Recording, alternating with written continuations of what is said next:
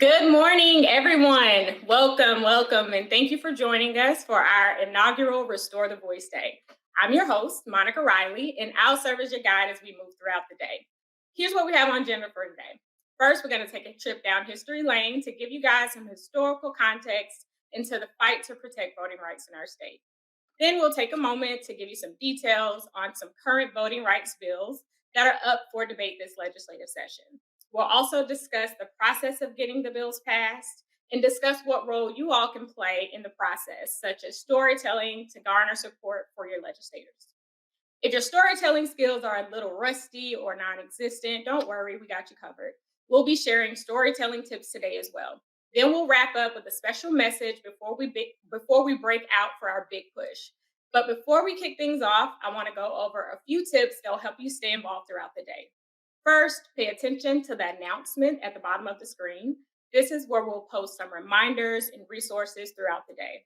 Also, be sure to download your push kit by visiting the bit.ly link that's on the screen.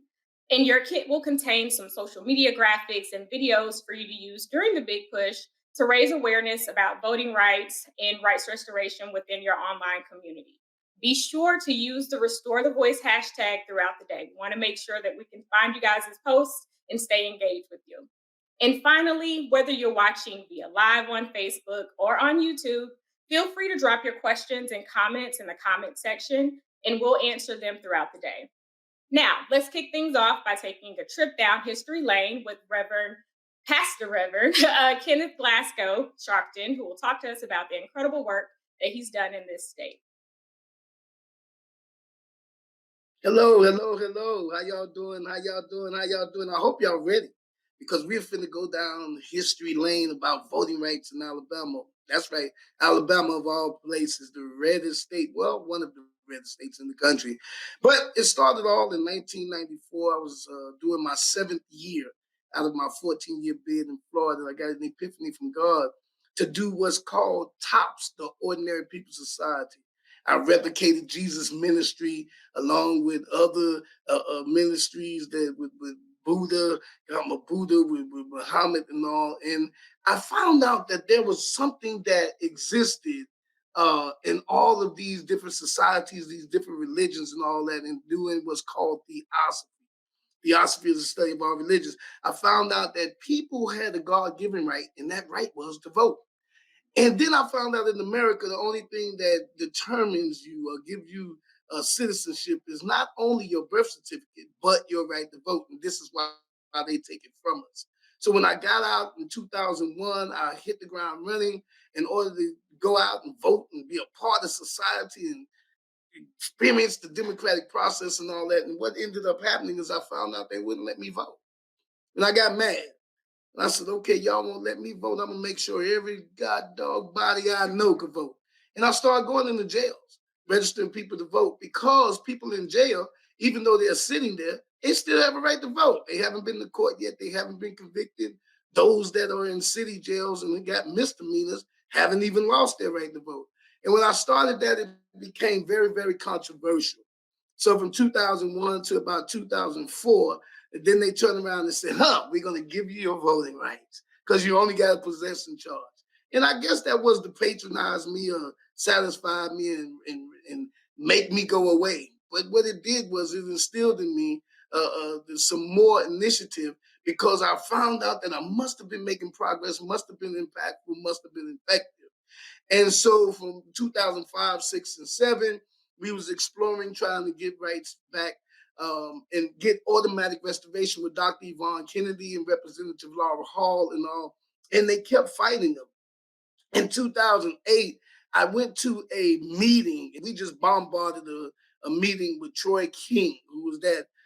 He was the attorney general at that time. I took about 20 people with me, guys with long dreads and all that. And you know, they felt they fit the stigma, but neither one of them had felonies. And then speeded on up. What ended up happening, he went to talking about moral turpitude. And we had no idea what he was talking about. And so we told him, hey, you're the chief of law enforcement in the state of Alabama. You explain moral turpitude. And we found out that moral turpitude was actually a law that was in the Constitution, meaning that if you committed a crime not involving, President Obama the first time. We got about 6,000 people out of jail and prisons to vote for President Barack Obama. I took him to court, Glasgow versus State of Alabama. You can look it up. But one of the things that I'm happy about is that's the history. That what doesn't happen. But let's talk about now. What we have now is a coalition, and that coalition consists of people like Monica Riley and Jay Gregory, all kind of different people, Miss Kathy from League of Women Voters, and all kind of different voters and coalition. And I just want to thank God to see a dream come true. Because when I was out there by myself and had no help, I was like, where's everybody at? And now everybody's here. You're here. And it's your time. And what we have now is a united front. So I just want to thank God for all of y'all coming. I want to thank all of y'all being a part of this. And remember, a voteless people is a hopeless people. Monica, tell them the rest of the story. Thank you so much, Reverend Glasgow, for your presentation and telling your story. I always like to hear this story. I appreciate the work that you've done so much. You've been a pioneer in this game for so long. And I'm glad that we can all finally come together as some group of organizations in the state to make sure that we can get some decent legislation and really make sure that we're continuing to protect and expand that voter access. So you definitely set the stage for our next segment, which is Get the 411, where I'll discuss the current voting rights restoration bills, some additional voting rights legislation that we also have up, and I'll also talk about where we are in the process for those particular bills. So for the first two that's coming up, which are HB 53 and SB 6, which are rights restoration bills. HB 53 is sponsored by Representative Laura Hall. SB 6 is sponsored by Senator Linda Coleman Madison. Now, if you go pull those bills up right now, they are not going to be the prettiest set of bills that you've seen. What we've been able to do as a coalition is come together and create these platforms about what we would or would not accept in a rights restoration bill. Where we currently are with those two particular bills is in the negotiation process, making sure that the bill is ready so that it can be filed. Those two bills that I currently just named, they will be substituted with a version that has been co-drafted with coalition members. And hopefully soon we'll be able to get those filed and move through the process. What we're hoping that we can get in a rights restoration bill is a bill that would eliminate the SERV requirement, which is the certificate of eligibility to restore your rights to vote. So we want to get rid of that, but also allow people who are currently on a payment plan to be able to get their rights restored, their voting rights restored. Currently, all fines and fees have to be paid for people who have lost their rights to vote before they can have them restored. And we're hoping to give people some different options so that they can continue to exercise their free right to vote without having to pay those fines and fees up front. So that's where we are with those two bills. We don't need any action from you guys right now, but make sure you like and follow our Facebook page so that when it is time to make some movement and actually take some action and contact lawmakers in order to get that bill pushed through or those two bills pushed through, that we're able to contact you and you're ready and good to go. So, of course, this is Alabama. We know that we have a history of contentious voting rights legislation, but also it's still truly a fight. We've made some good progress throughout the years to be able to have equal access to the ballot, but we know that we aren't there now. But three bills that will currently help us a bit more are being sponsored right now. One has already or is making its way through the process and has passed through the House already. Not the House fully, but passed through its initial committee. And it is sponsored by Representative Laura Hall. It would add a valid inmate identification card or other forms of identification to the list of acceptable forms of ID to vote by absentee ballot. There's also currently a bill that would require each county to provide at least one early voting center to be open during the week immediately preceding Election Day, which allows registered voters to vote prior to Election Day. And it would also prescribe the hours of operation for each early voting center.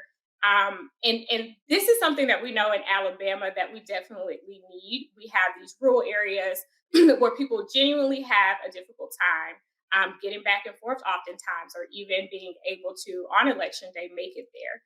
Some of the principles or some of the things that the coalition would like to see in the voting legislation that's coming up in the next few years. Of course, it's legislation that would expand that access, which means no excuse absentee ballots.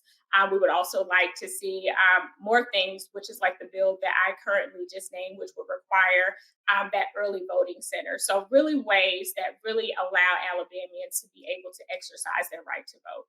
So I'm not sure if everybody is familiar with the legislative process. I don't like to assume, so we're just going to take a moment to talk about the actual process that legislation has to go through before it can be signed.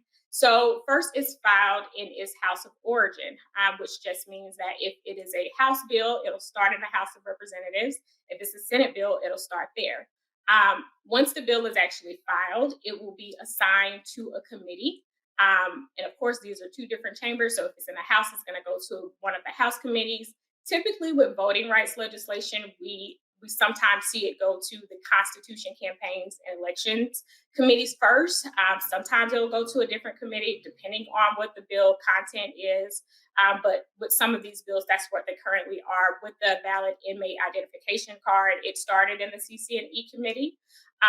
Once it is in that committee, this is when you see some of the work that a lot of advocates and organizations, this is when those types of orgs generally step in. So once it's in committee, if you would like to call a public hearing, which is just giving the general public an opportunity to come in and speak about why they support a bill or why they don't support a bill. So if you want to attend a public hearing, or if a public hearing for a specific bill that's been filed, but that's not already on the calendar, anybody can request that public hearing. So once it's assigned to that committee, you can request a public hearing. All bills don't get them.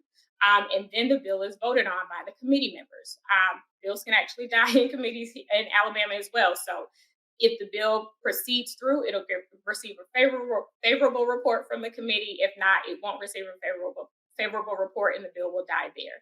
If it does, however, receive a favorable report, then it will move to the next process, which is being debated on the floor. So in the House, you start, it's filed, then it goes to the committee. If it's voted out of committee, then it will go to the floor, the House floor, for debate. This is when it is voted on by the full body of that chamber. If it does not pass, it remains there. If it does pass, then it moves over and it starts over in the other house. So in the House of Representatives, it will start in the House of Representatives. If it makes it through and it gets that final floor vote, it will then be assigned a committee in the Senate, and that process will repeat itself. If it makes it through the committee floor, then the bill goes to the governor's desk to be signed. So that's kind of the process of how you actually get the bills passed.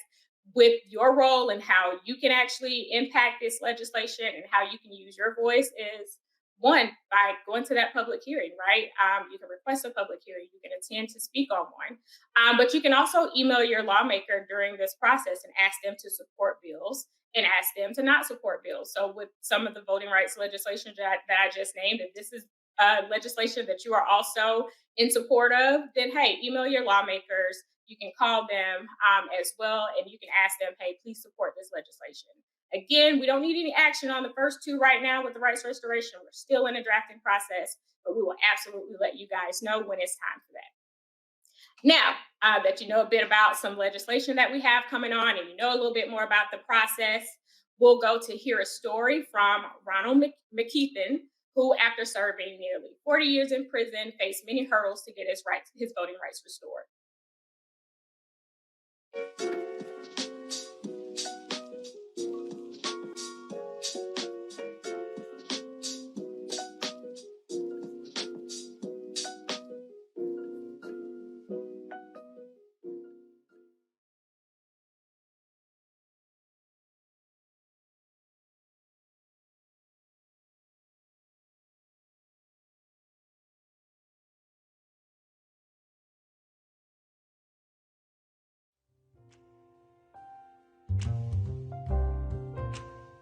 Hi, my name is Ronald McKeithen.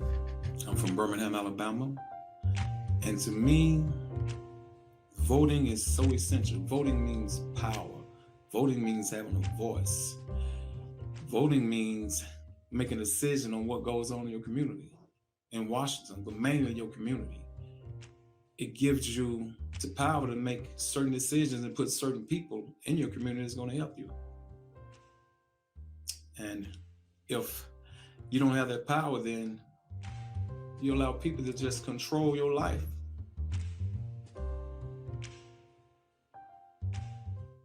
And what I regret is that so many people, particularly in my communities, is not aware of the importance of it. They feel that their votes don't count. They feel if they go and vote that they're still going to put in office who they want. But they're so wrong. Numbers is power. And if you increase your numbers, you have more power. And I'm blessed to be able to vote.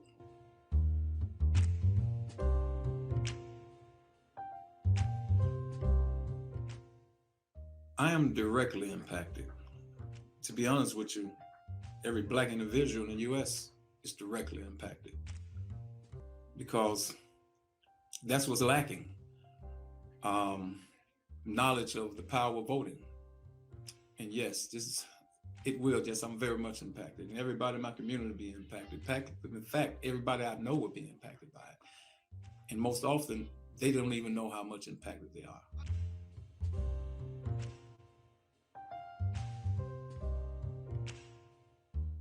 I've witnessed the results of bad politics. I've witnessed the results of when you allow others to dictate or make rules without you having to say so. I did 37 years in prison, and it gave me opportunity to look outside the box, to step out and just really look in and see what was going on. And I was really disappointed with what was going on in government. In Montgomery, the decisions that was being made is as if people just didn't care what we had to say. I have a voice. I wanted to be heard. I love my community. I want growth in my community. It's just so much I see that I want to change and be better. And the only way that I could do this is to have a voice. To be able to vote and say, I want this person in office because I believe in his politics. I believe that he's going to really help us. And I enjoy having that power.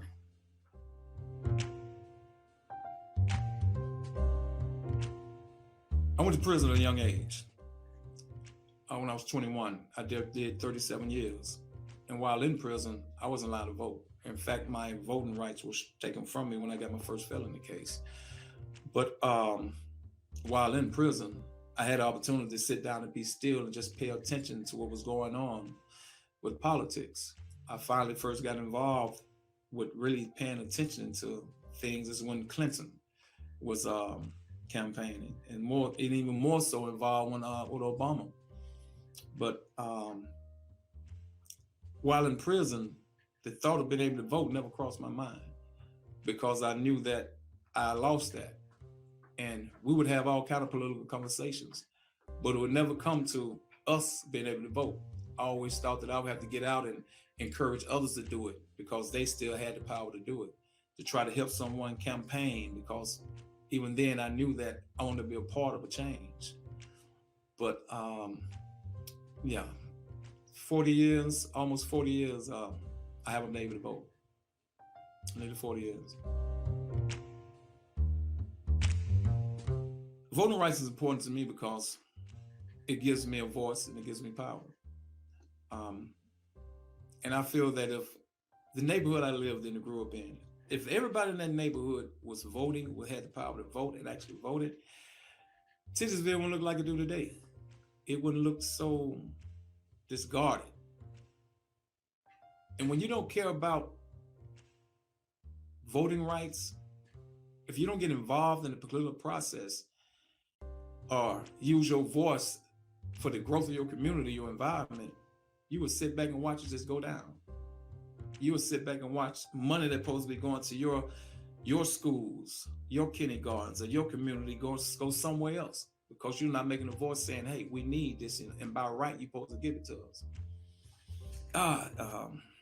I'm just happy that I'm able to vote.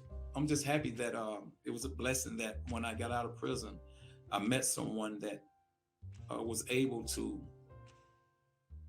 open the door for me to get my voting rights back.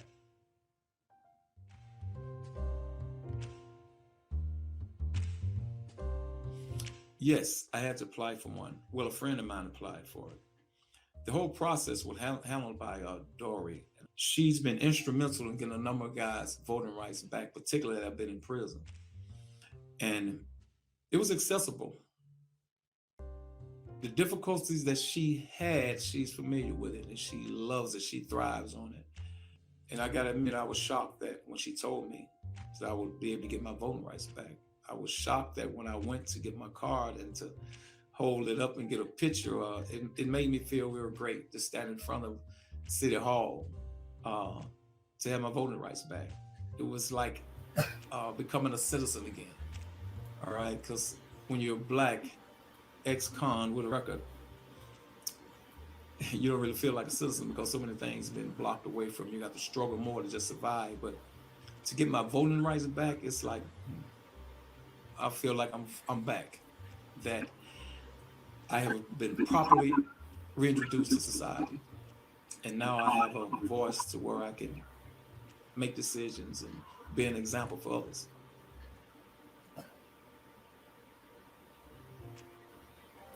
No, fines and fees do not affect me, but I know a number of people that that has happened to. Not just with getting your voting rights back, getting driver's license, some of everything. There's a bill that my organization is trying to push through, Alabama AVRC, so that when a person, say, comes out of prison, comes out of jail, that a 6-month delay be placed on them having to pay any kind of fines to give them opportunity to get themselves together. As for voting rights, I believe that it seems like this is just another tactic to try to just, keep as less people voting as possible, because the majority of the people that got a lot of fines and owe money, they're poor, they're struggling, they probably live in check to check, single mothers, and they need to be able to vote. But I wish that we can do away with having to pay fines before you can get your voting rights back, but that's the way the world is right now, and I regret it. Yes, I agree with the bill, because so much has been done over the years to chop down voting rights. It seemed like they're putting more effort in making it more difficult for a person to vote than to open the door or even teach them. Every time I look up, it's some new rule that's keeping people from really just exercising their rights. And it's not right. It's the same thing's been going on for years, for centuries, but just done with a little more style or class now, I guess.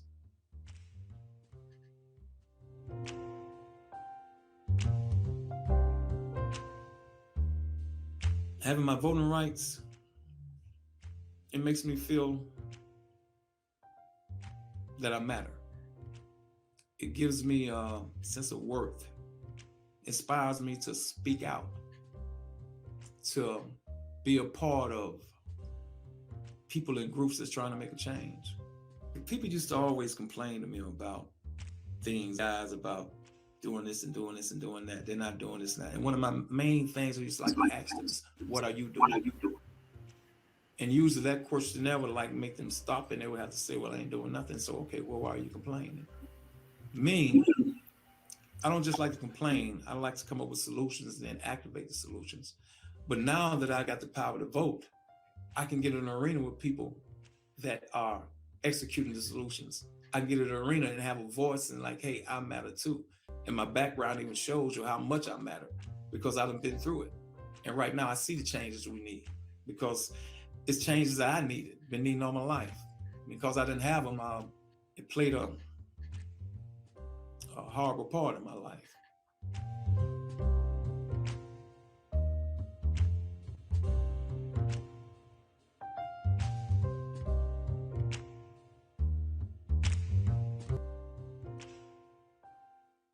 I work for Alabama AVRC. is an advocacy organization that try to do away with laws that are unjust and create laws that would be more just. And one of the things they do is, well, was RISD wasn't the thing they really prepared to do. It wasn't really doing at the beginning, but reentry. So far, they have freed 6 men that were incarcerated for decades under Habitual Offenders Act, life without parole, and hadn't killed, raped, or touched anyone. I was one of them individuals. I've been locked up for 37 years, and then they realized that I didn't need to be there any longer. People that was coming in noticed me. And this organization, when I got out, they noticed me too, and they hired me to be the reentry coordinator. So now I deal with other guys when they get out of prison, helping them get all the information they need, from the driver's license, social security card. You would be surprised that when a guy leaves prison and been there for decades, nearly 40 decades, they don't have any paperwork. They don't have nothing. And they have to be slowly blended back in society. But what I love is when I can call, or somebody from prison called me and they say they saw this, to say that city, I make them proud. Because a lot of them in prison, they know they're not getting out of prison. They know they're going to die in there. I thought I was going to die in there. But for somebody that was sitting or laying next to them or eating at the same table that posed to die with them, to be out, talking about them and what they're going through and how much they need some support or something that makes them just, hey, they'll die with a smile. You know, that's all we want. We just wanted somebody to notice us and notice our voice and notice our pain. And somebody did. And I'm blessed to be working for the organization that's saving lives, because they saved mine.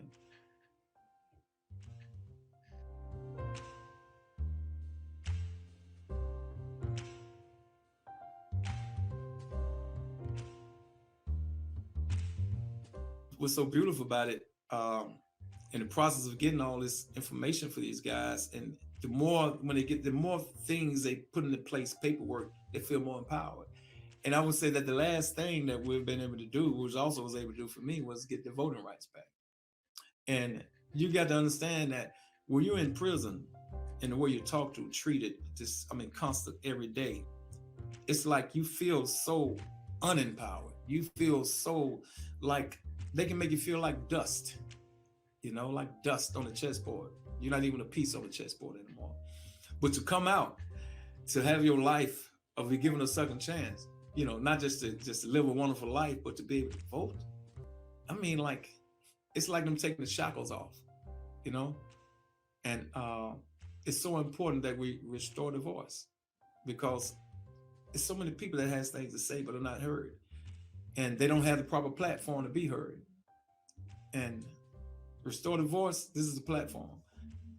To restore this votes, that will give people that power to have something to say. And I'm so proud and happy to just be able to share something that would encourage somebody else too, because regardless of the struggles you go through and getting it, because I'm telling you, it's hard to, especially in this COVID age, it's hard to reach certain offices. It's hard to get people on the phone, but you got to be determined. You can't give up, because sometimes it may seem that these barriers are placed there to make you give up, especially when it comes to voting. These barriers are there to make you not want to stand in line that long, not want to wait on the phone, hearing that sound and stuff. But if you knew the importance of it, if you knew the power it give you, if you knew the change you can make with these voting rights, you would stay there for an hour or two, listen to that elevator music, or trying to get in this office or that office, or trying to get this paper, get this signed. But once you get it done, the sense of accomplishment, the sense of worth that gives you, just to be able to say, hey, I can vote. I got a voice. Restore the voice.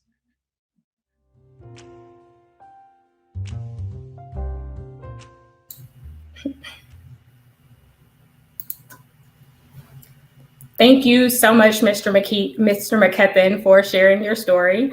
I encourage each of you to use your voice as we fight to expand and defend voting access in Alabama. We can't do this alone. We can't do this as just organizations. We need you guys' help as well. So storytelling, which is, something that we just saw with this amazing story that is, very heartwarming. It's one of the most powerful advocacy tools that we have. So at this time, we'll hear from Anisha Hardy, who is the Executive Director of Alabama Values Progress. AVP is an advocacy communications hub and one of our amazing coalition partners. She's going to share a few tips regarding sharing your story in order to make sure you can make a valuable impact.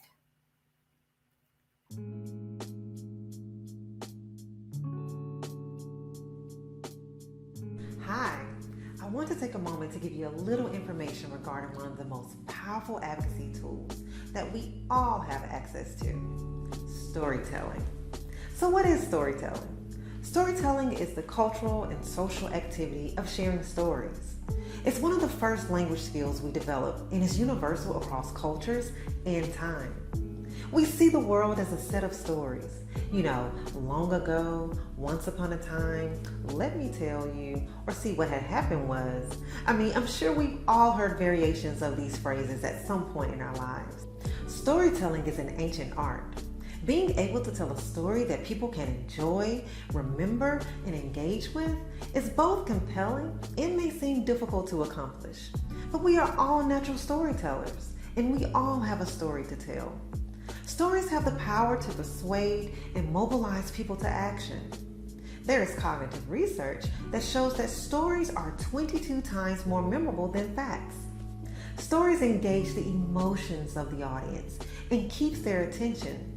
That's why storytelling can help make the case for why a legislator should support a particular cause or a bill. Now, hopefully I have your attention, and you're asking yourself, how can I use storytelling to garner support for voting rights or other civic participatory activities? Well, here are a few pointers. There are two key components that you want to keep in mind when crafting your story. The first component, the ask. Your ask should let legislators know why you are there and what you ultimately want. You want the ask to be clear, concise, and confident. The second component, know your audience. Familiarize yourself with whom you're sharing your story with.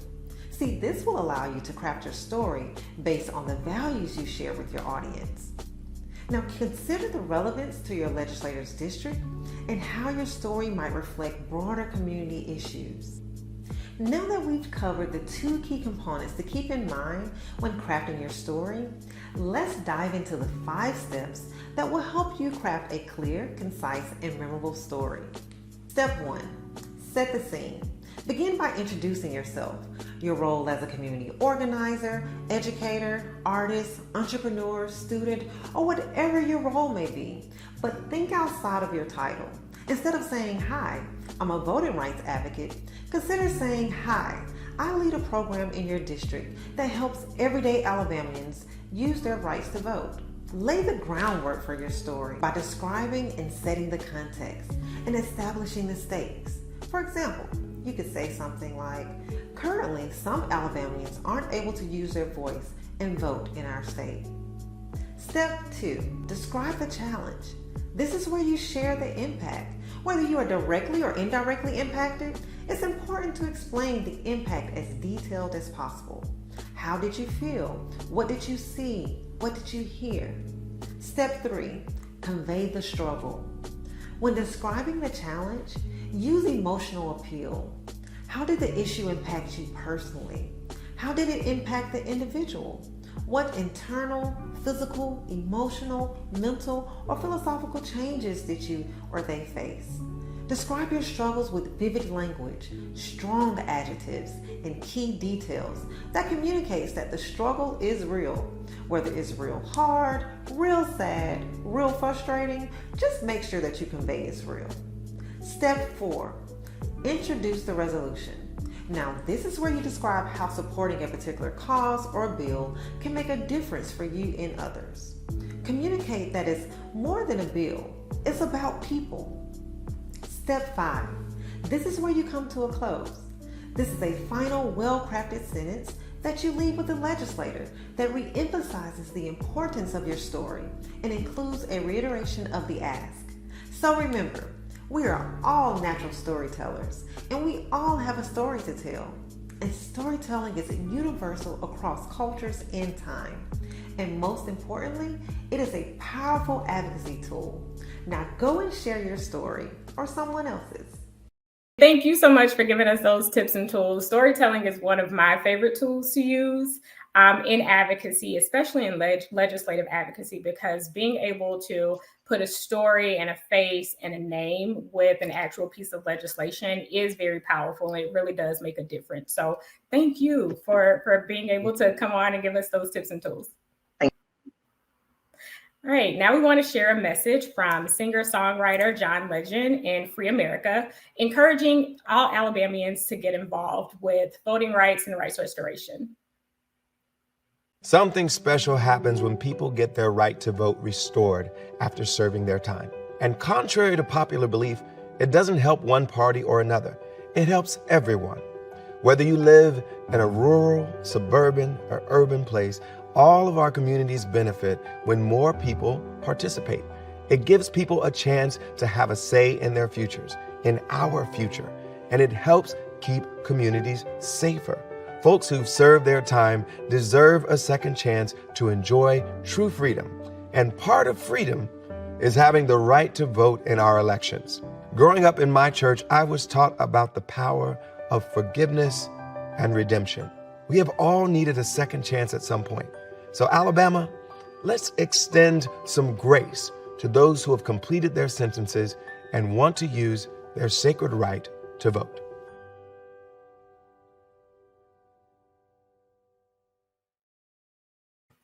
And the biggest thank you to John Legend and the Free America campaign for also being partners with us in this and making sure that we're all trying to get the message out to Alabamians that this is an issue that we should all be focused on.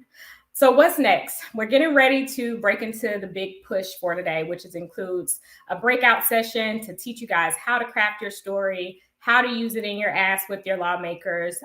We're going to break out and use that link that's currently on the screen, and you'll get a chance to have some one-on-one conversations and interactions. If you have your story, you don't really know how to craft it, you don't really know how to frame it, just switch on over and we'll make sure we can actually have some deep conversations about that to make sure that you have everything that you need.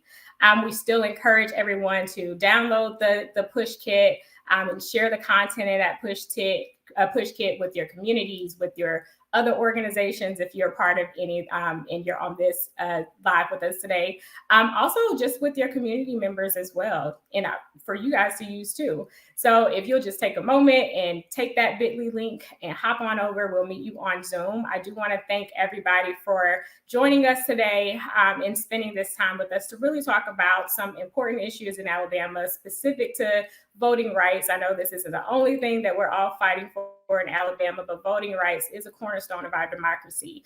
And with this coalition, I do want to thank all of our coalition partners. There's so many of us throughout the state.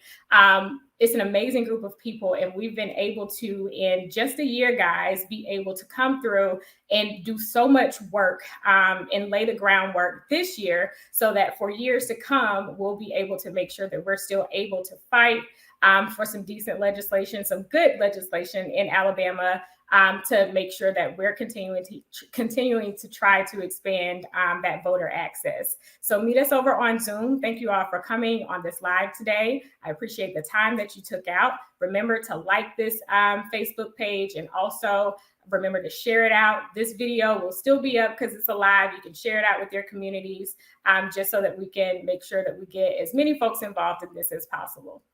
So thank you guys. And if you have any trouble accessing that link, or if you have any questions right now, you can pop it in the chat and we'll get ready to prepare to answer those questions. And we're hopping over to go to Zoom right now.